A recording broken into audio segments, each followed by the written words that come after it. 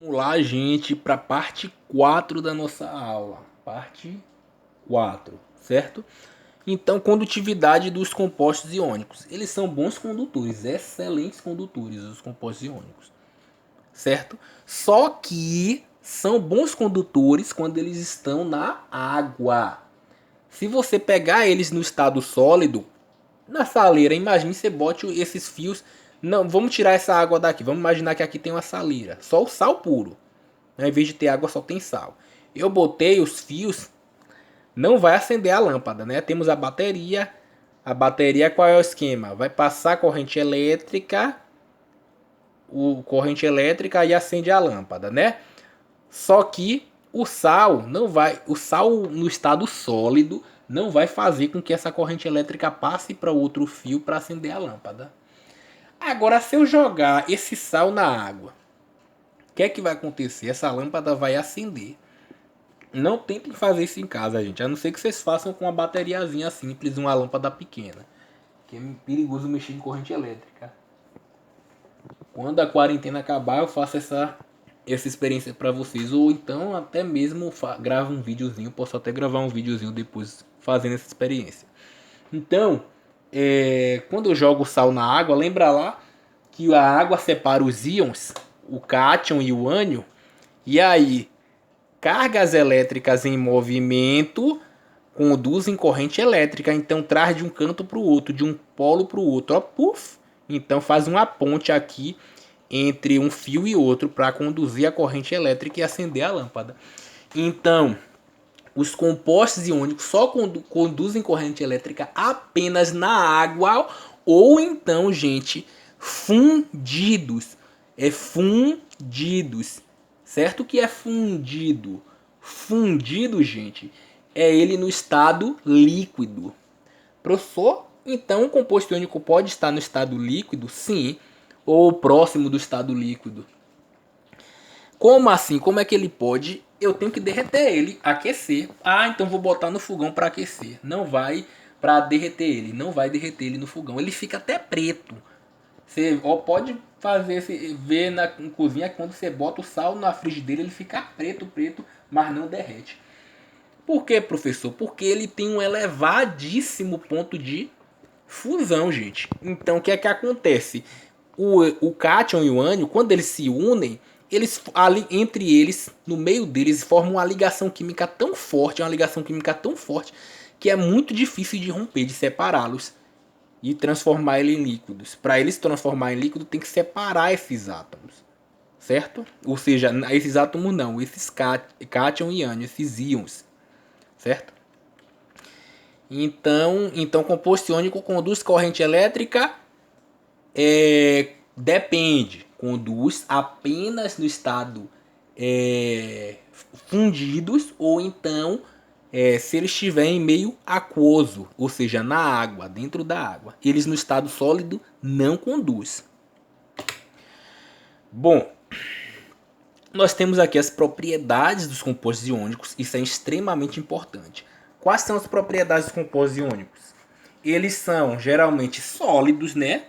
Sólidos, né? Lembra do sal. Sempre que você lembrar de composto iônico, lembra do sal. Sal grosso, sal de cozinha, né? Então, os compostos iônicos, eles são sólidos nas condições ambientes, ou seja, na temperatura do meio ambiente, né? Qualquer temperatura que tiver no meio ambiente, ele vai continuar sólido, né? 30, 40 graus, beleza? Uma observação, gente. Para eles entrarem no estado líquido, tem alguns compostos iônicos que precisam alcançar 800, 900 graus Celsius para começar a virar líquido. Ou seja, muitos deles, a temperatura de ebulição e fusão é muito alta. Ou seja, para derreter ele, precisa de uma temperatura altíssima. O fogão de casa não consegue derreter, precisa de um fogo industrial, uma chama mais quente do que a chama do fogão. Ok, gente? Então, são sólidos na temperatura ambiente, né? Apresentam elevadíssimos pontos de fusão e ebulição. Lembra que fusão é a temperatura para ele transformar uma substância do estado sólido para o líquido. Lembra do gelo derretendo. Então, para transformar um composto único em líquido é difícil. Ebulição é para transformar de líquido para gás. E para transformar em gás, pior ainda, mais temperatura ainda. Por quê? Porque a ligação química entre eles é muito forte. A ligação iônica é muito forte.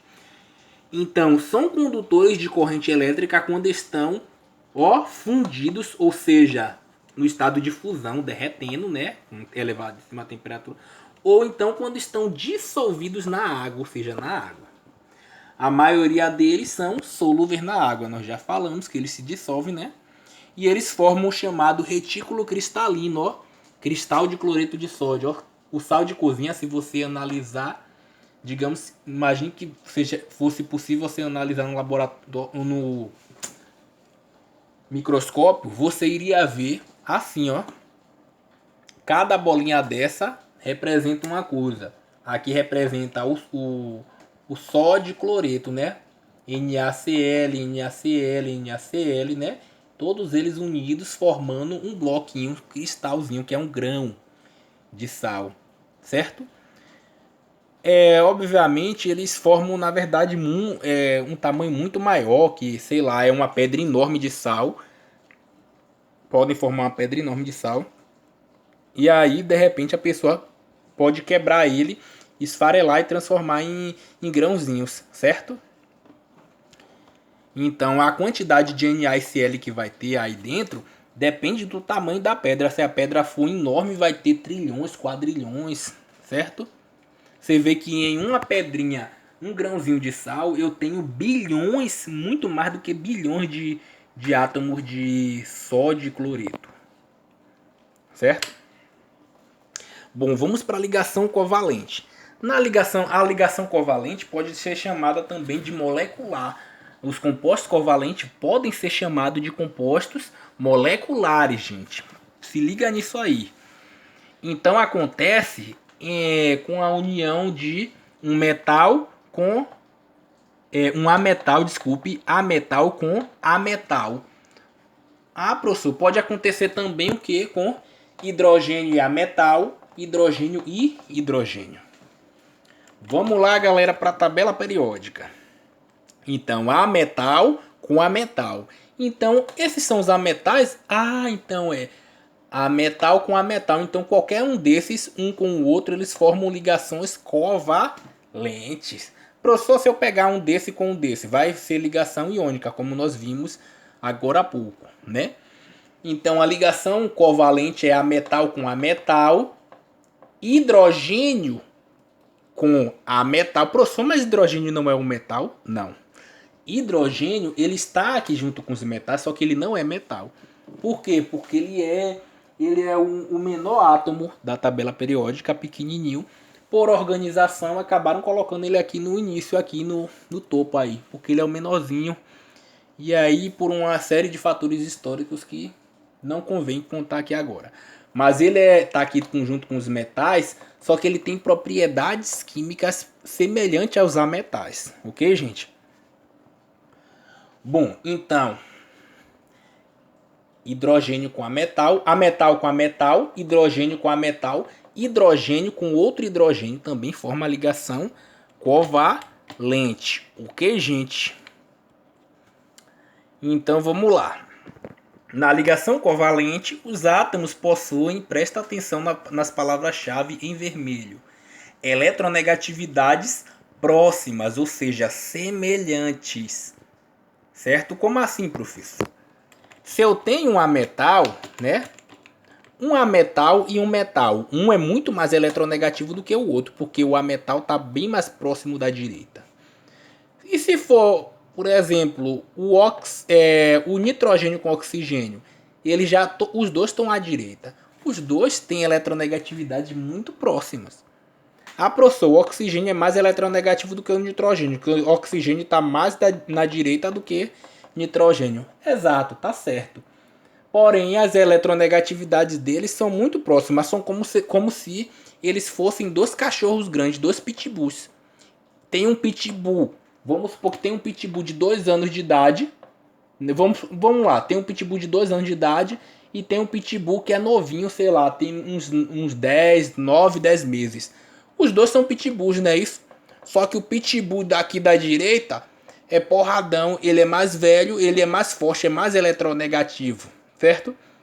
Só que esse daqui é pitbull, só que é mais novo, ele é eletronegativo, só que é mais novo que esse. Tem eletronegatividade próxima, porque os dois são pitbull. Só que imagine que se eu pego um vira-lata aqui. O vira-lata para competir com o pitbull não tem nem como, né? O pitbull, qualquer um dos dois vai arrancar um pedaço do vira-lata e comer. Ou seja, vai arrancar elétron e comer. Só que eles entre si têm as forças parecidas. Ok, gente? Então, eletronegatividades parecidas. Certo? Então, eletronegatividades próximas, ou seja, semelhantes.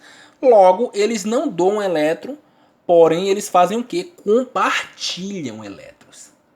Então, seus elétrons de valência, valência é o que, gente? Valência significa a última camada. Então, seus elétrons da última camada, eles vão ser compartilhados. Aí vai juntar, né? Eles não são ambiciosos, um não quer roubar do outro.